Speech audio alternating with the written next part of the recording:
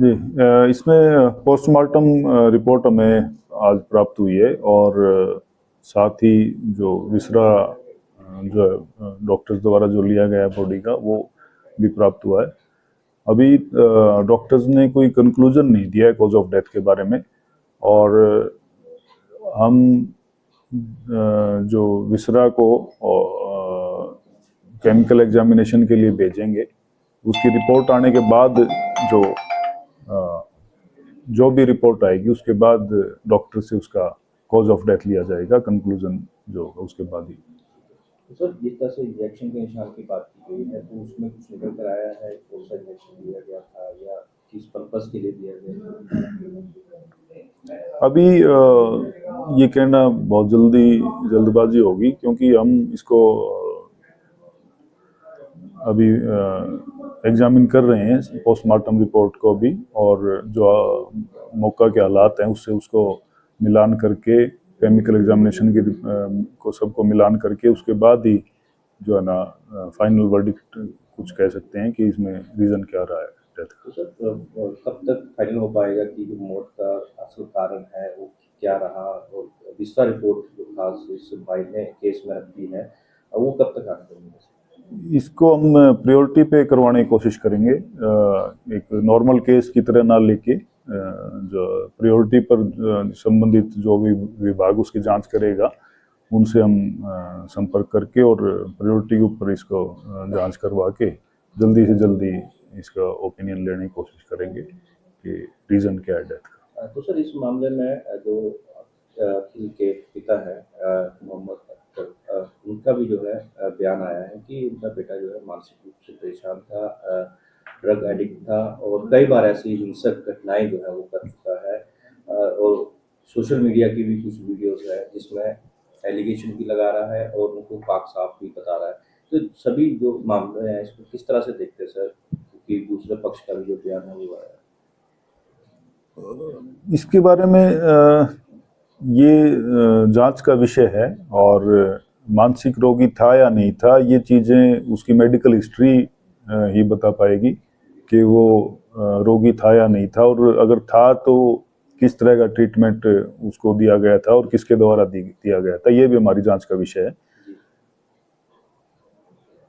तो अभी सर पूछताछ के लिए क्या कब तक जो पिता है, माता और जो जिन पे मामला दर्ज किया गया है कार्रवाई की जाएगी आगे? हाँ, हमने जांच शुरू कर दी है और उनको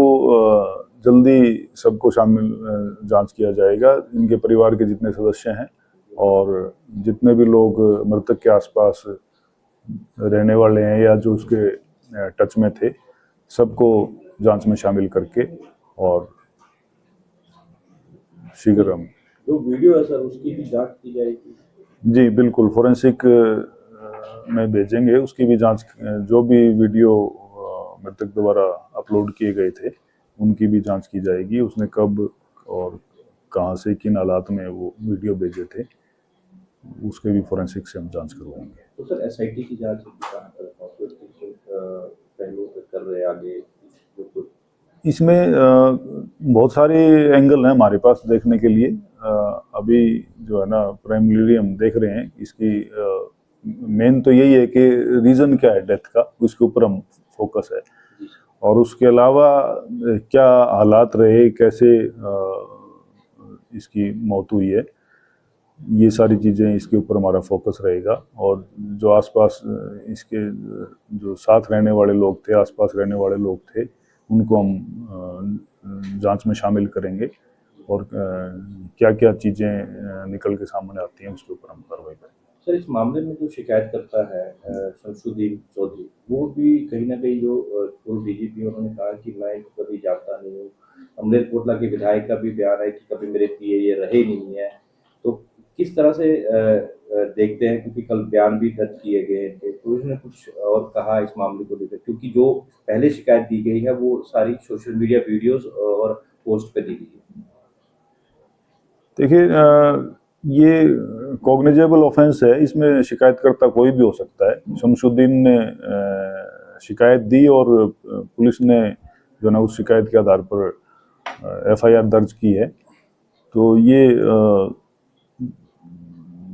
हमारे लिए तो एक शिकायतकर्ता हैं, और उनकी शिकायत पर हम कार्रवाई कर रहे हैं। जो भी जांच के दौरान सामने आएगा उसके आधार पर हम कार्रवाई करेंगे। वो उनका कौन है और उनका पास्ट क्या है इसके बारे में। सर एक अंतिम सवाल, जो अखिल अख्तर का मोबाइल है जिससे ये वीडियो बनाता था, पोस्ट करता था, क्या वो कब्जे में लिया गया है या अभी कब्जे में नहीं लिया है। हम इसको उससे संबंधित जितने भी डिवाइसेस हैं और जो भी डॉक्यूमेंट हैं उससे रिलेटेड मृतक से, वो सारी चीज़ें हम कब्जा पुलिस में लेंगे और उसके आधार पर उसमें भी अगर हमें कोई एविडेंस मिलती है तो उसके आधार पर भी हम कार्रवाई करेंगे।